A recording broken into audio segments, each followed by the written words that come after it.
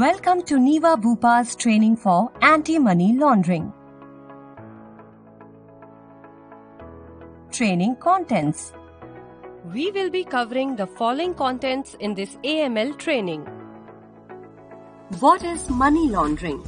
Money laundering is a financial crime and refers to a process of concealing the origins of money obtained illegally by passing it through a series of complex transactions so that the transaction appears legitimate. In simple words, it is a process through which dirty money or illegal money is converted into clean or legal money. After money has been laundered, it can be used for legal purposes. What is terrorist financing? Terrorist financing refers to the process of solicitation, collection, or provision of funds with the intention that they may be used to support terrorist acts or organizations. Funds may be sourced from both legal or illegal means. Steps in money laundering.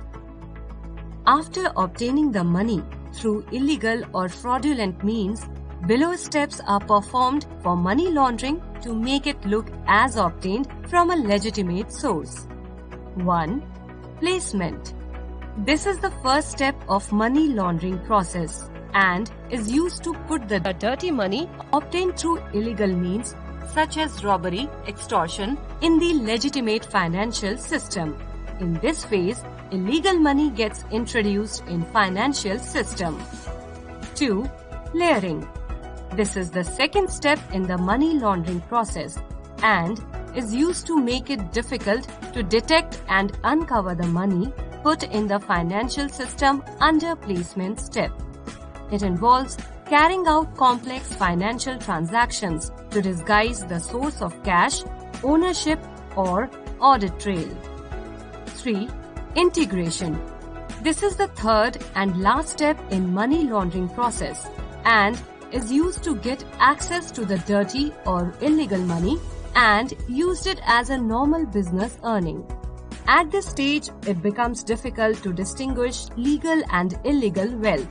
This stage also provides opportunity to money launderer to increase his wealth from proceeds of crime. What is anti-money laundering and counter-financing of terrorism or AML-CFT?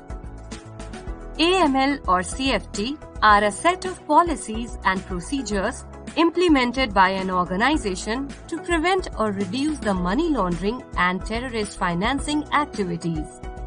The policies and procedures should be well understood by all employees or agents of the organization.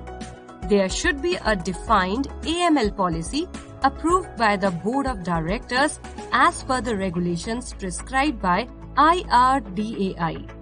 The policies and procedures should broadly cover the following aspects. 1.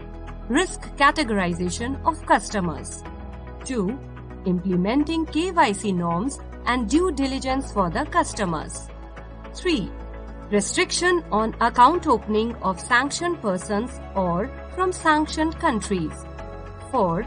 Monitoring of suspicious transactions. 5.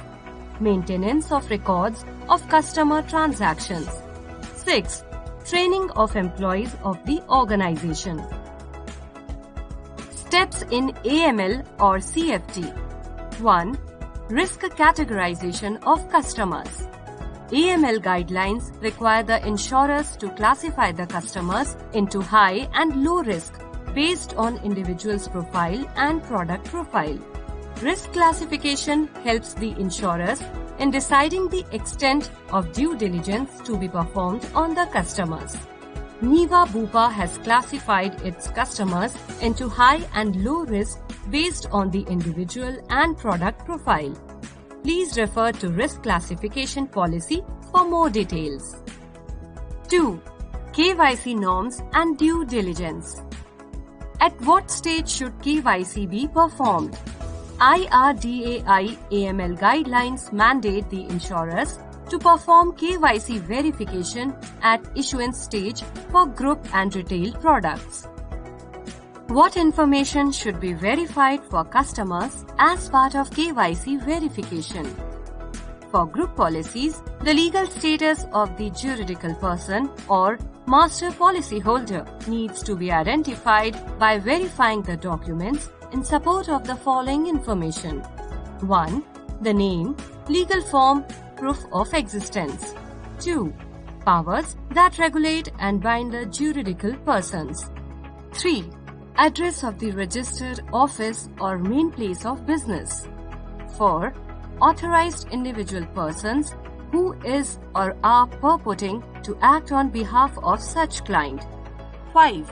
Ascertaining beneficial owners. For individual customers, the identity, address, and recent photograph of the customer needs to be verified. A. What are the modes of KYC verification? For group policies, the KYC documents of master policyholder or legal entity and the beneficial owner shall be collected physically or from registered email ID of the legal entity. For individual policies, KYC verification may be done by any of the following methods implemented by the company. Aadhaar-based KYC through online authentication. Aadhaar-based KYC through offline verification. Digital KYC as per PML rules. Video-based identification process. KYC identifier allotted to the client by the CKYC repository by using officially valid documents. In addition to KYC documents, PAN or Form 60 also needs to be collected for all individual policies. B. At what stage the KYC needs to be performed? New customer. Due diligence using KYC verification is to be performed for all new customers at the time of policy issuance. Existing customer. Due diligence using KYC verification is to be performed for all high-risk customers within 1 year of implementation of the revised AML guidelines issued by IRDAI. For low-risk customers, the KYC needs to be implemented within 2 years of implementation date. Payout stage. If a payout for refund or claim is to be processed to an existing customer for whom KYC verification has not yet been performed, due diligence using KYC verification is to be performed at the payout stage. Update in existing KYC details. Any update in the existing details of the customer, such as name or address, should be performed post KYC verification as per prescribed modes. The acceptable list of KYC documents can be referred in AML policy of the company. C. When can the simplified due diligence or STD procedures be performed? The customers are categorized as low risk as per our risk policy. The annual premium of the customer is not more than Rs 10,000. There is no suspicion of money laundering or terrorist financing during interaction with the customer. STD can be performed by verifying any of the documents as given in AML policy of the company. D. When are the enhanced due diligence or EDD procedures required to be performed? 1. The customers are categorized as high risk as per our risk policy. 2. There is a pattern of transaction which is unusual and has no economic or lawful purpose. EDD needs to be performed with following steps. 1. KYC verification of the customer as per acceptable modes. 2. Verification of source of funds, ownership and financial position. E. What are the additional requirements to be ensured for politically exposed persons or PEP proposals? PEP proposals shall be reviewed by the underwriting head. Enhanced due diligence shall be applied on proposals of PEP or close relatives of PEP. If the customer becomes a PEP subsequent to policy issuance, senior management should be informed and enhanced due diligence shall be applied on such policies. Responsibility of compliance. Compliance is the shared responsibility of each and every employee. The government imposes harsh penalties against anyone who violates the anti-money laundering laws and regulations. Ignorance is not an excuse before the law. In case of any doubt in conducting transaction, for example, opening or renewing a policy or claim settlement or refunds, please refer company's AML policy or contact your compliance officer. What to report to compliance team?